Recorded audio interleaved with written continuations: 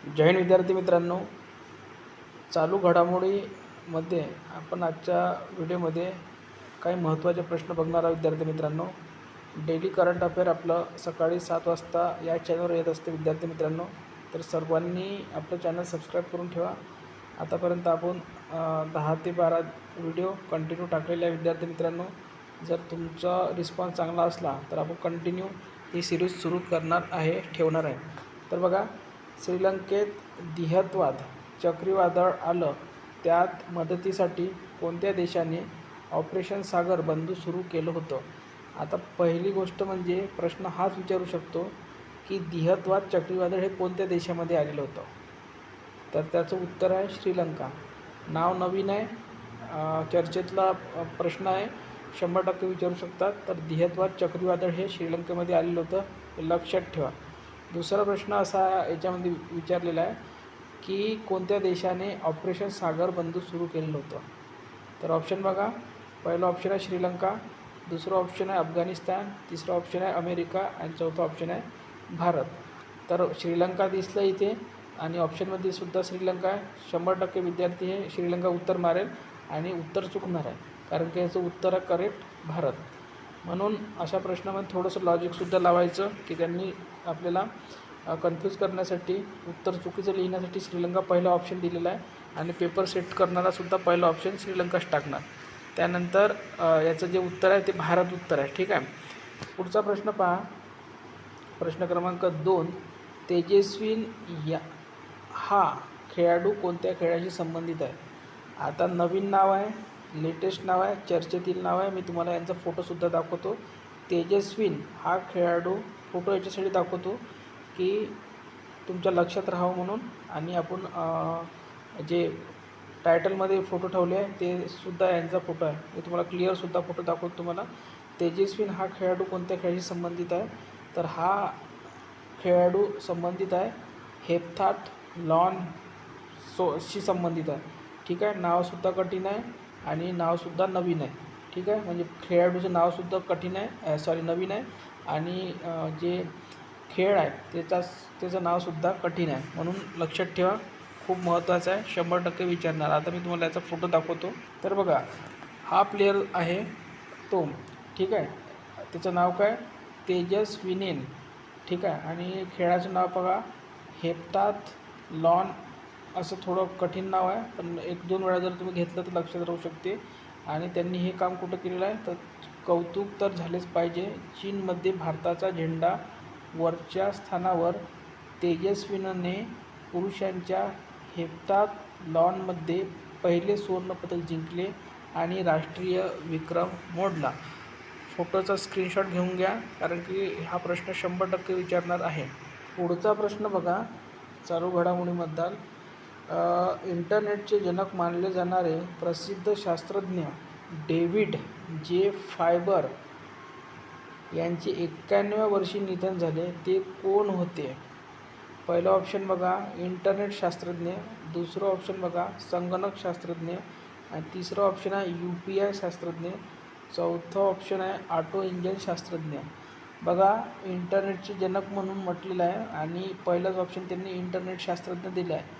तर विद्यार्थी हे मारून पुढं चालले जाईल, पण याचं उत्तर हे नाही आहे. प्रश्नाचं उत्तर आहे संगणक शास्त्रज्ञ होते ते. तर शास्त्रज्ञ कोण? डेव्हिड जे यांचं निधन 91व्या वर्षी झालेलं आहे आणि ते कशाशी संबंधित होते? संगणक शास्त्रज्ञ होते ते. ठीक आहे. पुढचा प्रश्न पहा, भारतातील पहिला म्युझिकल रोड कोठे आहे? पहिलं ऑप्शन आहे मुंबई, दुसरं ऑप्शन आहे दिल्ली, तिसरं ऑप्शन आहे पुणे आणि चौथं ऑप्शन आहे बँगलोर. आता म्युझिकल रोड आहे म्हणजे रोडवर म्युझिक वाजणार आहे. ठीक आहे. तर याचं जे उत्तर आहे ते आहे मुंबई. तर खूप महत्त्वाचा प्रश्न, महाराष्ट्र विशेष आहे म्हणून प्रश्न 100% विचारू शकतात. बघा, छत्रपती संभाजी महाराज कोस्टर रोडवर 500 मीटरचा अनोखा म्युझिकल रोड सुरू कुठे आहे? हा तर छत्रपती संभाजी महाराज कोस्टर रोडवर 500 मीटरचा आहे हा. आणि 60 ते 70 किलोमीटर प्रति तास वेगाने गाडी चालवली की ऐकू येणार, म्हणजे काय येणार ऐकू, ते सुद्धा लिहिलेलं आहे. तर जय हो ऐकू येणार आहे. ठीक आहे. म्हणजे स्पीड किती पाहिजे व्हेकलची? तर 60 ते 70 किलोमीटर 70 ते 80 किलोमीटर प्रति तास पाहिजे. आणि संगीतकार AR रहमान यांचे ऑस्कर विजेते गाणे चित्रपट कोणतं? जय हो. स्लॅमडॉग मिलियनेअरमधलं वाजणार आहे. ठीक आहे. आणि मुंबईचा आणखी एक जागतिक दर्जाचा उपक्रम आहे हा. म्हणजेच हा प्रश्न 100% तुम्हाला पेपरमध्ये येणार म्हणजे येणार. तर सगळं काही लक्षात ठेवा. स्पीडसुद्धा लक्षात ठेवा, कोणत्या रोडवर आहे ते सुद्धा लक्षात ठेवा, आणि किती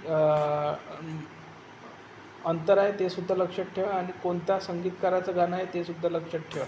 ठीक आहे. पुढील प्रश्न पहा. कोणत्या कार्यालयाला आता सेवार्थ असे नाव दिले आहे म्हणते? तर ऑप्शन नंबर 1 आहे PMO पंतप्रधान कार्यालय. दुसरं जे नाव आहे ते राजभवन. तिसरं जे कार्यालय आहे केंद्रीय सचिवालय. आणि चौथं जे ऑप्शन आहे यापैकी नाही. आता बघा, हे जे राजभवन आहे, केंद्रीय सचिवालय आहे, PMO पंतप्रधान कार्यालय, हे सर्व जुने नाव आहे. नवीन नाव काय आहे ते सुद्धा तुम्हाला सांगतो. पण सेवार्थ कार्यालय कशाला म्हणतात याचं उत्तर आहे PMO कार्यालयाला आता सेवार्थ कार्यालय म्हणणार आहे. हे लक्षात ठेवा. पुढचं बघा, जे आपल्याला दिलेल्या ऑप्शनमध्ये ते बघा. आता राजभवनांना लोकभवन म्हणून ओळखलं जातं आता. ठीक आहे. तर ओळख मिळणार आहे. तर लोकभवन लक्षात, राजभवनला काय लोकभवन, आणि राजभवन नव्हे आता तर लोकभवन त्यांना म्हणणार आहे त्या कार्यालयाला. त्यानंतर दुसरं जे कार्यालय आहे ते केंद्रीय सचिवालय कार्यालय आहे, कर्तव्य भवन म्हणून त्याला म्हणणार आहे. ठीक आहे. तर केंद्रीय सचिवालयाला क लक्षात ठेवायचं, कर्तव्य भवन असं म्हटलं जाणार आहे. त्यानंतर खूप महत्त्वाचा प्रश्न आहे, कारण की AI खूप चर्चेमध्ये प्रश्न आहे. AI महाकुंभाचे उद्घाटन कोणाच्या हस्ते झाले? आता AI महाकुंभ हे कुठं भरलेलं आहे हा प्रश्न पहिला विचारू शकते. तर हे भरलेलं आहे दिल्ली येथे. याचं उद्घाटन कोणाच्या हस्ते झालं त्या प्रश्न विचारू शकतात. तर आपले भारताचे पंतप्रधान माननीय श्री देवेंद्र फडणवीस यांच्या हस्ते. ऑप्शन नंबर 2 आहे द्रौपदी मुर्मू भारताचे राष्ट्रपती. त्यानंतर निर्मला सीतारामन अर्थमंत्री. त्यानंतर भारताचे गृहमंत्री अमित शहा. तर याचं जे करेक्ट उत्तर आहे ते ऑप्शन क्रमांक 1 आहे, माननीय पंतप्रधान यांच्या हस्ते याचं उद्घाटन झालेलं आहे. ठीक आहे. त्यानंतर बघा, AI परिषद कुठे सुरू आहे ही? तर हे सुरू आहे दिल्ली येथे सुरू आहे. ठीक आहे. तर पहिल्या प्रश्नाचं उत्तर मिळालं तुम्हाला. त्यानंतर इंडिया AI इम्पॅक्ट समिट काय आहे याचं नाव पूर्ण? इंडिया AI इम्पॅक्ट समिट कुठे सुरू आहे? तर दिल्ली येथे सुरू आहे. तर याचं पूर्ण नाव काय? India AI impact summit 2026. आणि यामध्ये किती देशांनी सहभाग घेतलेला आहे? तर एकूण 13 देशांनी सहभाग घेतलेला आहे, हे सुद्धा विचारू शकतात. ठीक आहे. तर खूप महत्त्वाचे काही आपण पॉईंट सांगितलेले आहे या प्रश्नाबद्दल. इंडिया AI समिट 2026 असं नाव आहे त्याचं. 7व्या क्रमांकाचा प्रश्न पहा. BCCI sport women of year कोण झालेलं आहे? तर पहिला जो ऑप्शन आहे ते आहे स्मृती मंदाना. दुसरा ऑप्शन आहे दीप्ती शर्मा. तिसरा ऑप्शन आहे हरमनप्रीत कौर. आणि चौथं ऑप्शन आहे शेफाली आहे ही शेफाली वर्मा. तर याचं करेक्ट उत्तर आहे स्मृती मंदाना, हे याचं करेक्ट उत्तर आहे. त्यानंतर बघा पुढचा प्रश्न 8 क्रमांकाचा. राष्ट्रसंत तुकडोजी महाराज नागपूर विद्यापीठाच्या RTMNU पहिल्या महिला कुलगुरू कोण? आता महिला म्हटलं का 100% प्रश्न येत असतो. तर पहिल्या महिला कुलगुरू कोण आहे? तर बघा, ऑप्शन 1 आहे डॉक्टर मनाली मकरंद क्षीरसागर. दुसरा ऑप्शन आहे निवेदिता दुबे. तिसरा ऑप्शन आहे आलिया निलुम. चौथा ऑप्शन आहे सुशीला कर्की. तर याचं जे करेक्ट उत्तर आहे ऑप्शन क्रमांक 1 मनाली मकरंद क्षीरसागर, हे याचं करेक्ट उत्तर आहे.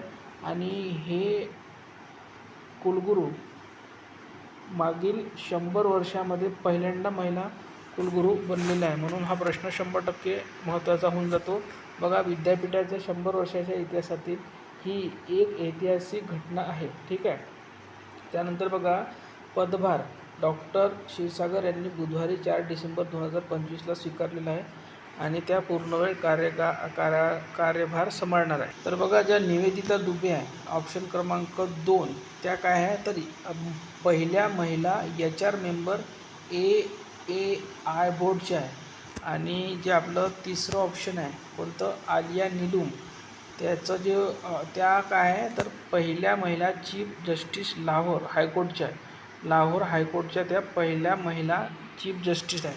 आणि जे ऑप्शन क्रमांक सुशीला कर्की आहे ना, त्या बघा नेपाळच्या सध्याच्या अंतरिम पंतप्रधान म्हणून काम करत आहे. देशात जनरेशन झेड निदर्शनानंतर आणि डिस्कॉर्ड या सोशल मीडिया प्लॅटफॉर्मद्वारे निवडून येणाऱ्या जगातील पहिल्या पंतप्रधान आहे. तर हे सुद्धा लक्षात ठेवा की डिस्कॉर्ड या सोशल मीडिया प्लॅटफॉर्मद्वारे निवडून येणाऱ्या जगातील पहिल्या महिला विचारल्या तर त्या कोण आहे? त्या आहे सुशीला कर्की. हे लक्षात ठेवा. आणि त्या कुठल्या आहे? तर नेपाळच्या अंतरिम पंतप्रधान आहे. खूप महत्त्वाचा प्रश्न आहे हा. तर बघा, हे आजचे काही महत्त्वाचे चालू घडामोडीचे प्रश्न होते जे तुमच्या पेपरमध्ये 100% विचारू शकतात. 2-3 वेळा हा व्हिडिओ बघा विद्यार्थी मित्रांनो, 100% तुम्हाला फायदा होईल. धन्यवाद.